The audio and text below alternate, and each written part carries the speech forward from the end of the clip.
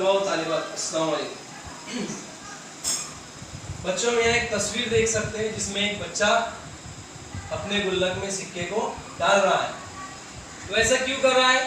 ताकि वो कुछ सिक्के इकट्ठा कर सके। इसी तरह हम दूसरी तस्वीर देख सकते हैं जिसमें एक परिंदा जो है तो तिनकों को इकट्ठा करके अपने घोंसले को तैयार करने में लगा है।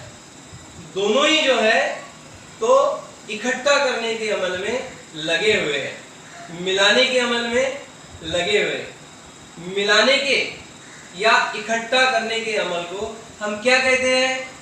जी हाँ, हम उसे जमा का अमल कहते हैं। तो आज हम हमारी रियाजी की दरसी किताब से सबक नंबर 3 जमा, इस सबक के बारे में मालूमात हासिल करेंगे।